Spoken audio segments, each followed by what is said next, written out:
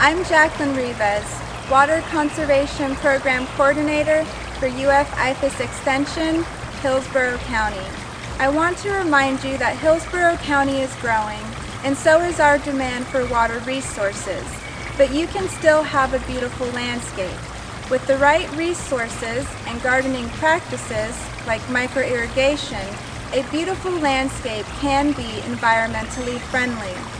Our microirrigation workshops show you that with simple practices, you can conserve water, save money, and reduce plant pests.